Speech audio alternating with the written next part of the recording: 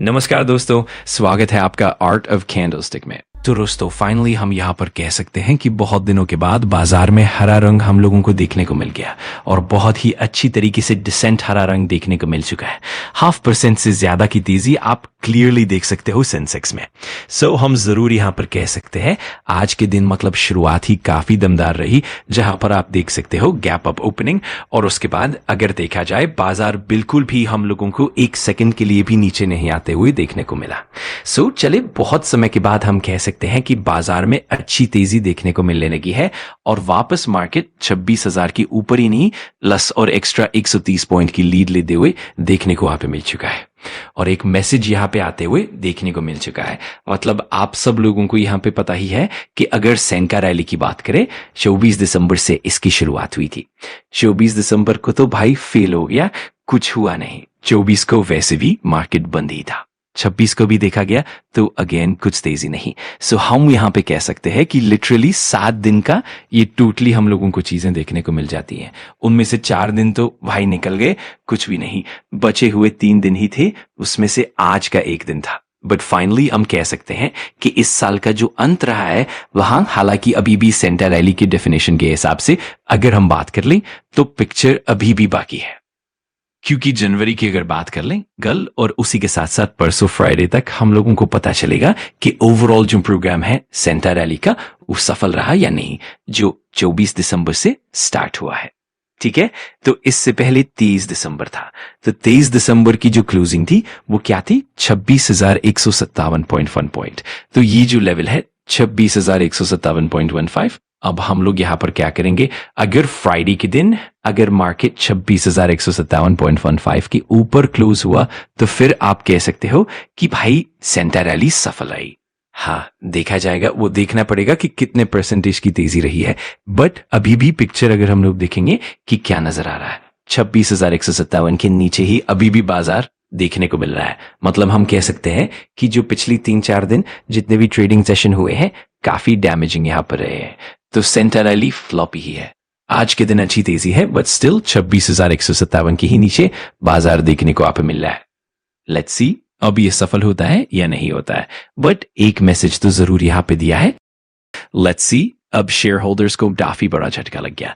Normally stock चल रहा था और एक खबर आ गई और एकदम जोरदार 11.5% स्टॉक हम लोगों को गिरते हुए देखने को मिल गया। वो तो बाद में रिकवर हुआ, नहीं तो वरना 15-16% लुढ़क गया था। और अब सब लोगों को पता ही है, जैसे मैंने आपको सिखा के रखा है, कि वोडाफोन आइडिया कभी भी इस प्रकार से एक्शन दिखाएगा, चाहे जबरदस्त तेजी हो या फिर इस प्रकार का नजारा हो। एक खबर तो जरूर रहेगी, किसके रिलेटेड, एजीआर को लेकर। एजीआर ड्यूज यहां पर कवर करवा देता हूं 1 मिनट के अंदर अंदर। सो एजीआर ड्यूज मतलब एग्जैक्टली क्या होता है, सो फुल फॉर्म पहले जान लो, एडजस्टेड ग्रॉस रेवेन्यू। ठीक है, बट इससे क्या कुछ समझ में नहीं आया तो देखिए बहुत सिंपल सा एक लाइन में समझ लो। मतलब ये टेलीकॉम कंपनी जो पैसा यहां पे कमाएगी, कुछ परसेंटेज सरकार को यहाँ पे फीस देनी है। यस, उसी को ही हम यहाँ पे कहते हैं एजीआर ड्यूज। अब इतना समझ में आ गया कि टेलीकॉम कंपनी बोलती थी कि सिर्फ मोबाइल कॉल और डेटा से कमाई होती है ना, उसके ऊपर ही हम सरकार को परसेंटेज देंगे। पर सरकार का कहना है कि नहीं भाई, सिर्फ इतना ही नहीं, कंपनी की जो पूरी कमाई है, इंटरेस्ट, रेंट, अदर इनकम, इसके ऊपर भी हम परसेंटेज लेंगे, फीस लेंगे। और दोनों का झगड़ा सुप्रीम कोर्ट में गया। सुप्रीम कोर्ट ने किसकी डेफिनेशन मानी, एजीआर ड्यूज की डेफिनेशन, गवर्नमेंट के डिसीजन को। मतलब आप यहां पे देख सकते हैं सुप्रीम कोर्ट ने गवर्नमेंट के रूल को सही माना 2019 में।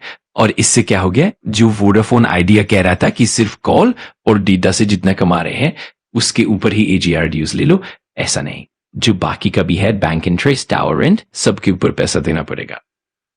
चलिए इस चीज को अब एग्जाम्पल से समझ लेते हैं। जैसे वोडाफोन आइडिया की कमाई की बात कर ले, कॉल और डेटा से कंपनी ने 100 रुपए कमाए, तो यहां पे कंपनी सोच रही थी कि भाई 10% मतलब 10 रुपए हमें यहां पे पे करना है। बट सरकार का क्या कहना था, सरकार का कहना यह था कि भाई सिर्फ 100 नहीं, मान लो 20 रुपए और भी इनकम है, तो टोटल बन गया 120 रुपए।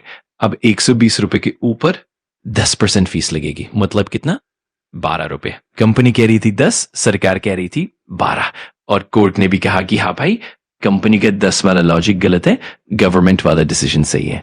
और यहां पर क्या हो गया, डिफरेंस क्रिएट हो गया ₹2 का। अब ये ₹2 सुनने में छोटे लगते हैं, बट सालों सालों से ये जमा होते होते बहुत बड़ा अमाउंट बन गया, और इसी को कहते हैं AGRD। जस्ट इमेजिन, ऐसी बात नहीं है कि एयरटेल और जियो को नहीं देना, उनको भी देना है, पर फर्क क्या है? उनका धंधा चल रहा है, वो धीरे धीरे चुका देंगे। बट वोडाफोन आइडिया का P&L देख लो, लॉस लॉस लॉस। तो कंपनी कहां से देगी 85,000 88,000 करोड़? यही दिक्कत है, और इसी वजह से आज के दिन शेयर गिरा। कंपनी उम्मीद कर रही थी कि अमाउंट कम होगा या टाइमलाइन बढ़ेगी, बट ऐसा नहीं हुआ, और जैसे ही ये खबर आई, शेयर बाजार में स्टॉक शिकार हो गया। अब बाकी चीजों को फटाफट कवर करते हैं। BSE क्यों भागा? क्योंकि स्टॉक्स को इक्वल वेटेज दिया गया है। टारगेट प्राइस लगभग 6% बढ़ाया गया है।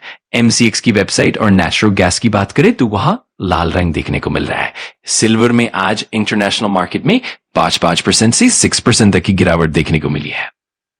अडानी ग्रीन ने अपना 307.4 मेगावाट का रिन्यूएबल एनर्जी प्रोजेक्ट ऑपरेशनलाइज कर दिया है। टाइटन में चेयरपर्सन की नई अपॉइंटमेंट के बाद आज तेजी देखने को मिली। अगर आपको वीडियो जानकारीपूर्ण लगा तो लाइक कर देना, कमेंट करके बताना कि अगला टॉपिक कौन सा चाहिए, और सब्सक्राइब कर लेना आर्ट ऑफ कैंडलस्टिक को, ताकि ऐसे ही पावरफुल लर्निंग वीडियोस आप मिस ना करो। Thanks for watching. मैं मिलता हूँ अगली वीडियो में। सीखते रहो, पढ़ते रहो।